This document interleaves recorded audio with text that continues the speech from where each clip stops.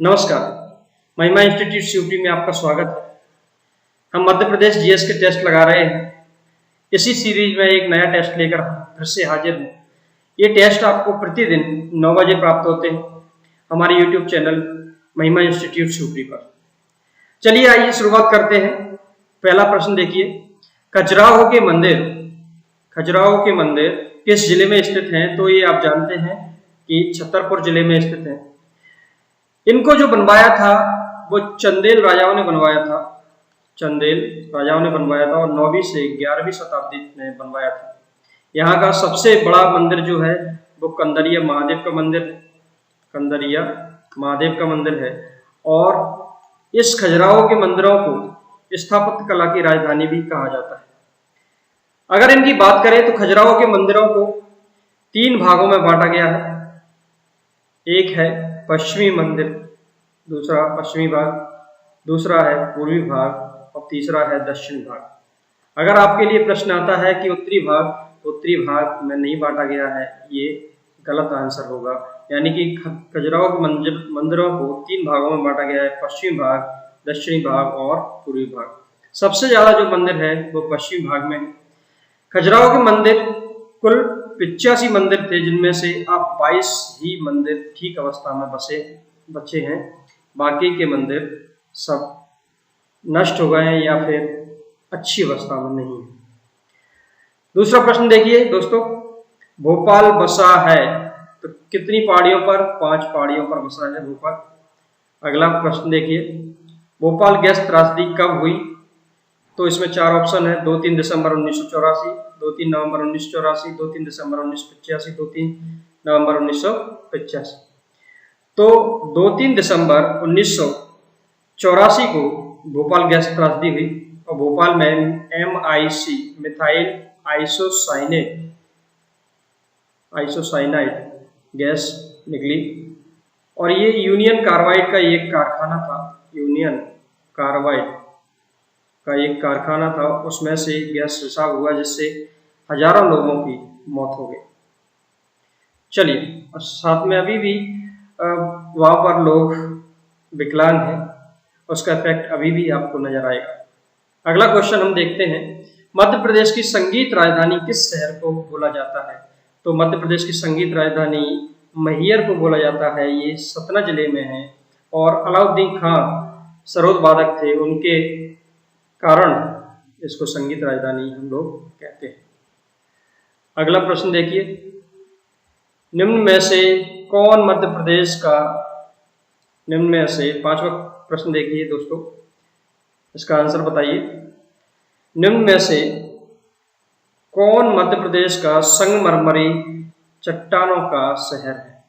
तो संगमरमर की जो राजधानी है उसको कहते हैं जबलपुर।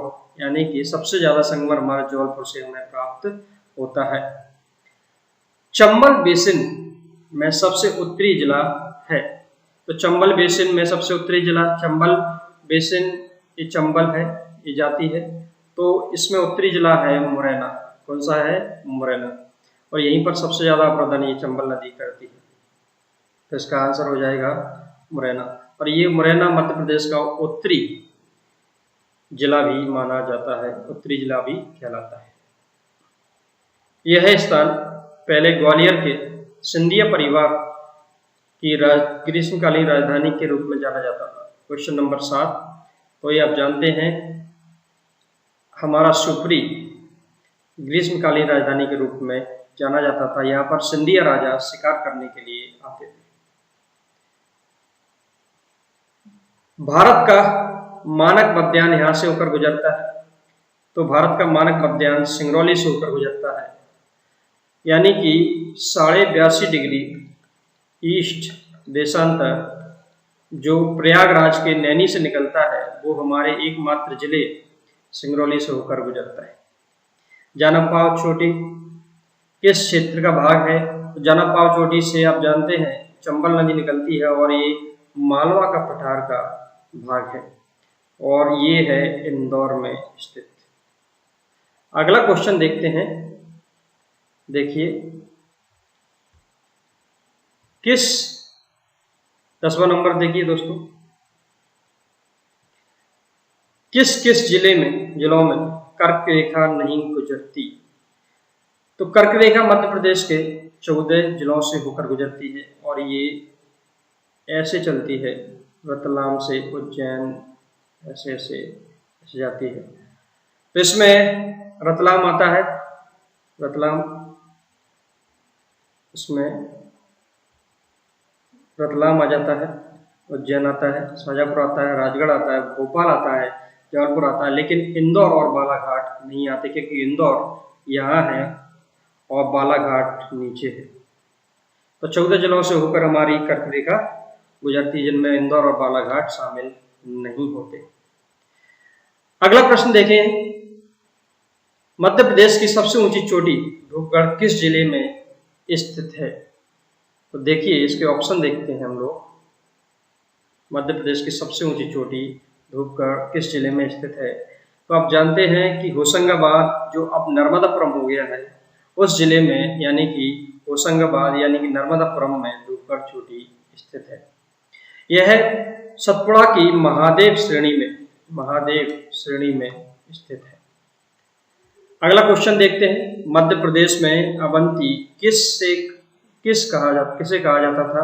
तो अवंती उज्जैन को कहा जाता था, उज्जैनी को कहा जाता था। मध्य प्रदेश का सर्वोच्च शिखर धूपगढ़ स्थित है, तो आपको अभी बताया था, सतपुड़ा श्रेणी भी हो सकता है इसका आंसर, लेकिन एग्जैक्ट आंसर होगा महादेव श्रेणी। इसकी जो ऊंचाई है वो है 1350 मीटर ऊंचे और ये मध्य प्रदेश की सबसे ऊंची चोटी मानी जाती है। अगला प्रश्न देखिए दोस्तों, मध्य प्रदेश की निम्नलिखित में से कौन सी घाटी ब्रज घाटी नहीं है? तो सोन घाटी, नर्मदा घाटी, ताप्ती घाटी, तीनों ब्रज घाटी में है, लेकिन चंबल घाटी ब्रज घाटी में नहीं है। चंबल घाटी ब्रज घाटी में शामिल नहीं होती है। अगला क्वेश्चन, मालवा के पठार की सबसे ऊंची चोटी का नाम क्या है? तो इसका नाम है सिगार। और सिद्ध बाबा किसकी ऊंची चोटी है? ये है बुंदेलखंड के पठार की सबसे ऊंची चोटी सिद्ध बाबा कहलाती है। अगला प्रश्न देखते हैं हम लोग, 16वां प्रश्न देखिए। 16वें प्रश्न की अगर बात करें तो इसमें लिखा है कि देश के क्षेत्रफल का लगभग कितना प्रतिशत भाग मध्य प्रदेश से ढका हुआ है? और मध्य प्रदेश से अगर बात करें तो मध्य प्रदेश का क्षेत्रफल है 30, 82, 52 वर्ग किलोमीटर। कहीं कहीं यह क्षेत्रफल 30, 82, 45 वर्ग किलोमीटर भी मिलता है, क्योंकि 7 वर्ग किलोमीटर का क्षेत्रफल ये अनूपपुर में अमरकंटक क्षेत्र में विवादित है। इसमें छत्तीसगढ़ कहता है कि हमारा है, मध्य प्रदेश कहता है हमारा है। क्योंकि हम मध्य प्रदेश के हैं इसलिए हम लोग इसको सही मानेंगे, ज़्यादातर ये मानते हैं। तो 30, 82, 52 वर्ग किलोमीटर का क्षेत्रफल है। ये पूरे देश का 9.38% क्षेत्रफल आता है और हमारे ऑप्शंस में लगभग 10 दिया है, इसलिए इसका आंसर हो जाएगा लगभग 10। चलिए अगला प्रश्न देखते हैं, मध्य प्रदेश की प्राकृतिक सीमा के संदर्भ में कौन सा युग्म सत्य है? उत्तरी सीमा जो है वो चंबल नदी बनाती है, ये ठीक है। ताप्ती नदी दक्षिणी सीमा बनाती है, ये भी ठीक है। पूर्वी सीमा मैकल पर्वत श्रेणी बनाती है, ये भी ठीक है। यानी कि हमारे सभी ऑप्शंस ठीक है। मध्य प्रदेश की जलवायु किस प्रकार की है? तो मध्य प्रदेश की जलवायु मानसूनी प्रकार की है, उष्णकटिबंधीय मानसूनी जलवायु है। अगला प्रश्न देखें, मध्य प्रदेश में न्यूनतम वर्षा कहाँ होती है? तो मध्य प्रदेश में सबसे अधिक वर्षा होती है पचमढ़ी में, जो नर्मदापुरम होशंगाबाद में है, और न्यूनतम वर्षा जो होती है वो भिंड गौहद में होती है। और मैंने आपको कल बताया था कि हम पूर्व से पश्चिम जाते हैं और दक्षिण से उत्तर जाते हैं तो बरसात की मात्रा में दोनों में गिरावट होती है। और भिंड हमारा कहाँ पर है? यहाँ है, इसलिए सबसे कम बरसात होती है भिंड। अगला क्वेश्चन, राज्य में ऋतु वेधशाला किस स्थान पर है? तो राज्य में ऋतु वेधशाला इंदौर में है। कहाँ पर है? इंदौर में है। नेक्स्ट क्वेश्चन, मध्य प्रदेश के निम्नलिखित में से किस जिले में मृदा अपरदन की समस्या है? तो सबसे अधिक मृदा अपरदन कहाँ होता है? मुरैना में होता है, और ये चंबल नदी के द्वारा किया जाता है। और अवनलिका अपरदन होता है। कैसा होता है? अवनलिका यानी कि गली अपरदन होता है। और इस गली अपरदन के कारण बीहड़ों का निर्माण हुआ है, इसलिए बीहड़ों का निर्माण हुआ है। इसको उत्खात भूमि कहा जाता है, उत्खात भूमि। और यही क्षेत्र बागियों का गढ़ हुआ करता था, इसलिए बागियों के गढ़ की भूमि के नाम से भी इसको जाना जाता है। अगला देखिए 22 क्वेश्चन नंबर 22 देखिए। क्वेश्चन नंबर 22 की अगर बात करें तो इसमें लिखा है कि मध्य प्रदेश का डेट्रॉइट किसे कहा जाता है? डेट्रॉइट एक शहर है, और डेट्रॉइट मध्य प्रदेश में नहीं है। डेट्रॉइट में ऑटोमोबाइल का उद्योग अधिक विकसित हुआ, उसी प्रकार हमारे धार में विकसित हुआ, धार के पीतमपुर में। तो पीतमपुर धार को क्या कहते हैं? मध्य प्रदेश का डेट्रॉइट कहा जाता है। यानी कि धार अगर ऑप्शन में अकेला होता तो धार हो जाता, और पीतमपुर है तो पीतमपुर हमें लगाना होगा। चलिए अगला, निम्नलिखित में से कौन सी नदी चंबल में नहीं मिलती? देखिए चंबल में नहीं मिलती। तो क्षिप्रा नदी उज्जैन से ऐसे बहती है तो चंबल में मिल जाती है। काली सिंध देवास से निकलती है तो ये भी चंबल में मिलती है। बेतवा रायसेन से निकलकर इधर जाती है और ये यमुना में मिल जाती है। और पार्वती सीहोर से निकलकर ऐसे चंबल में मिल जाती है राजस्थान में। तो यानी कि क्षिप्रा, काली सिंध, पार्वती तीनों नदियां चंबल में मिलती है, लेकिन बेतवा यमुना मिलती है, इसलिए इसका आंसर हो जाएगा बेतवा। अगला प्रश्न देखिए दोस्तों, अगला प्रश्न देखते हैं हम लोग।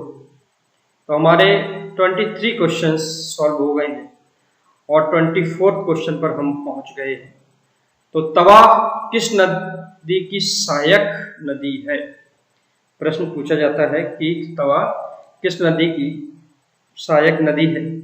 तो देखिए तवा नर्मदा की सबसे बड़ी सहायक नदी है। इस पर तवा बांध बनाया गया है नर्मदापुरम में। चलिए, बाणसागर बांध कौन सी नदी पर बना हुआ है? तो यहाँ से अमरकंटक से एक नदी निकलती है सोन, और एक और निकलती है जोइला, और ये दोनों नदियां जहाँ पर मिलती हैं शहडोल में, वो उसको कहते हैं हम बाणसागर बांध। तो बाणसागर बांध सोन और नर्मदा नहीं, सोन और जोहिला के संगम पर शहडोल जिले में बनाया गया। चलिए अगला क्वेश्चन देखते हैं। ताप्ती नदी का उद्गम स्थल मध्य प्रदेश के किस जिले में है? तो बैतूल के मुल्ताई से ताप्ती नदी निकलती है, और ये मध्य प्रदेश और महाराष्ट्र की दक्षिणी सीमा का निर्माण करती है। चंबल नदी कहां से निकलती है? तो चंबल नदी मऊ के जानपा पहाड़ी से निकलती है। अगला देखिए, कपिलधारा झरना किस नदी पर स्थित है? तो कपिलधारा अनूपपुर जिले में है और नर्मदा नदी पर स्थित है। अगला प्रश्न देखें, निम्न में से कौन सी नदी यमुना से नहीं मिलती है? तो केन जो है बेतवा है, केन है, बेतवा है, सोन है, चंबल है। सोन नदी अनूपपुर से निकलकर सीधी जाके गंगा में मिलती है। सीधी जाके कहाँ मिलती है दोस्तों? गंगा मिलती है। बाकी की नदियां यमुना नदी में मिल जाती है। अगला प्रश्न देखते हैं हम लोग, 29 हो गया। 30 नंबर का क्वेश्चन देखते हैं। देखिए 30 नंबर का क्वेश्चन, उज्जैन स्थित महाकाल का मंदिर किस नदी के किनारे स्थित है? ये आप सभी को जानते हो, सभी को पता होगा कि उज्जैन क्षिप्रा नदी के किनारे स्थित है महाकाल। चलिए, नर्मदा नदी के किनारे कौन सा शहर नहीं है? मंडला, होशंगाबाद, महेश्वर, छिंदवाड़ा। नर्मदा नदी यहाँ से ऐसे ऐसे जाती है नरसिंहपुर होते हुए, तो आप देखेंगे छिंदवाड़ा इससे कट गया है, तो छिंदवाड़ा इस शहर में नहीं आता, जबकि ये छिंदवाड़ा इसमें नहीं आता, जबकि होशंगाबाद आ रहा है, मंडला आ रहा है, महेश्वर आ रहा है।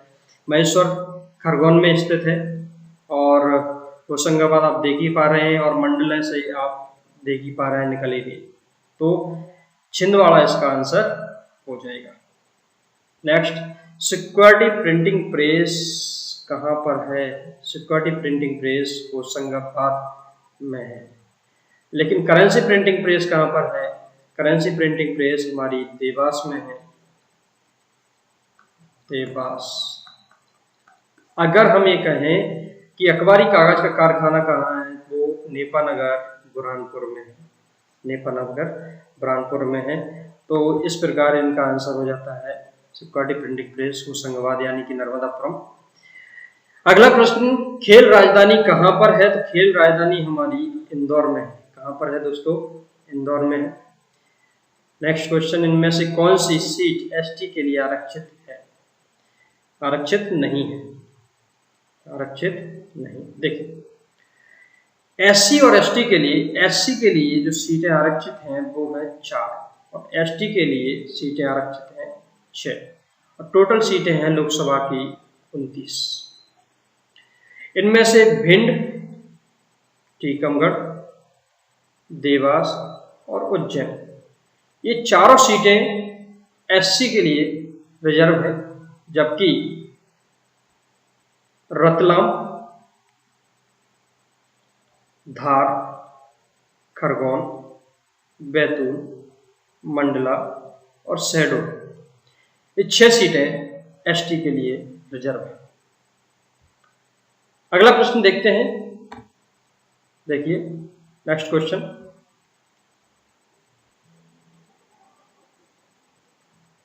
सबसे अधिक वर्षा कहाँ होती है? ये आप देख चुके हैं, दोबारा आ गया है क्वेश्चन। पचमढ़ी में होती है। आपदा प्रबंधन संस्थान कहाँ पर है बेटा? आपदा प्रबंधन संस्थान हमारा है भोपाल में। कहाँ पर है दोस्तों? भोपाल में है। चलिए अगला प्रश्न देखते हैं। देखिए, महिला एवं बाल विकास संस्थान कहाँ है? तो महिला एवं बाल विकास संस्थान बैतूल में है। ऑप्शन नंबर 4 हो जाएगा इसका। ऑप्शन नंबर 4 महिला एवं बाल विकास संस्थान है बैतूल में। देखिए, चलिए अगला क्वेश्चन। तो हमारे 50 क्वेश्चन है टोटल इसमें, तो 38 क्वेश्चन पर हम आ गए हैं, और 38 क्वेश्चन में देखिए, संस्कार राजधानी किसे कहा जाता है? तो संस्कार राजधानी कहा जाता है जबलपुर को। किसे कहा जाता है? जबलपुर को। और सिंगरौली को कहा जाता है ऊर्जा राजधानी। क्या कहते हैं? ऊर्जा राजधानी। और सांस्कृतिक राजधानी कहा जाता है उज्जैन को। तो आगे देखिए क्वेश्चन, समझ आ गया दोस्तों? सुनहरे जिले कौन कौन से हैं? तो सुनहरे जिले हैं बड़वानी और खरगोन। बड़वानी और खरगोन सुनहरे जिले के नाम से जाना जाता है। तो 1 और 2। राज्यसभा की सीटें मध्य प्रदेश में कितनी हैं? तो ये 11 हैं। विधानसभा की सीटें कितनी हैं? 230 हैं। और 230 सीटों में 35 सीटें और 47 सीटें एससी और एसटी के लिए रिजर्व है। मध्य प्रदेश उच्च न्यायालय का गठन कब हुआ? तो 1 नवंबर 1956 को मध्य प्रदेश का गठन हुआ। उसी के साथ में उच्च न्यायालय का भी गठन हुआ, और इसका जो मुख्यालय है वो है जबलपुर में। कहाँ है दोस्तों? जबलपुर में है। लेकिन इसकी 2 खंडपीठ हैं, 1968 में बनाई गई। इसका नाम है इंदौर और ग्वालियर।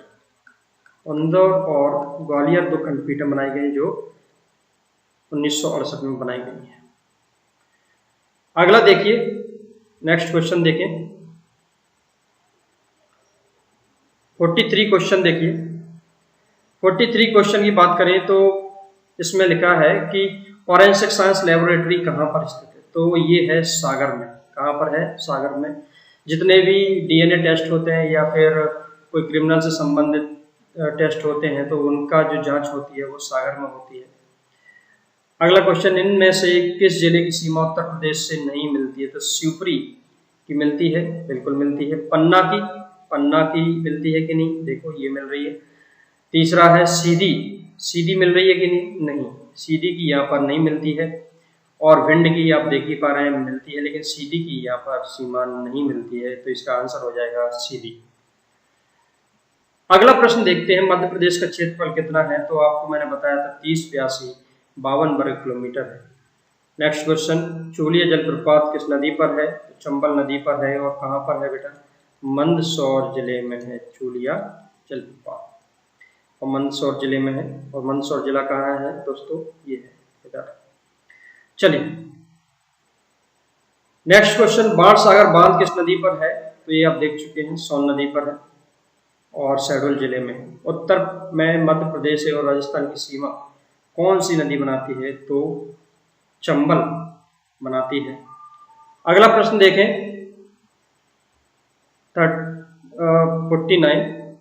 49 क्वेश्चन देखिए, मध्य प्रदेश की गंगा किसे कहा जाता है? तो मध्य प्रदेश की गंगा बेतवा को कहा जाता है, क्योंकि ये प्रदूषित है, इतनी ज्यादा प्रदूषित है, तो बेतवा को मध्य प्रदेश की गंगा कहते हैं।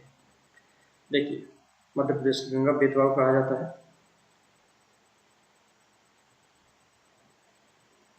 चलो अगला क्वेश्चन देखिए, आखिरी क्वेश्चन, मध्य प्रदेश का सबसे पुराना बांध कौन सा है? तो गांधी सागर बांध है और 1960 में ये बनाया गया था। मध्य प्रदेश की सबसे पुरानी जो नदी घाटी परियोजना है वो चंबल नदी घाटी परियोजना है, और सबसे पुराना बांध जो है वो गांधी सागर है, जो 1960 में बनाया गया। तो दोस्तों आज के लिए ये हमारा टेस्ट था। आपको कैसा लगा आप बताइए, कमेंट करिए, लाइक करिए, शेयर करिए, और ऐसे ही इसका लाभ उठाते रहिए। दोस्तों को बताइए, दोस्तों को शेयर करिए। प्रत्येक दिन रात 9 बजे आपको एक नए टेस्ट के साथ फिर से हम हाजिर होंगे। तब तक के लिए नमस्कार, धन्यवाद, थैंक यू।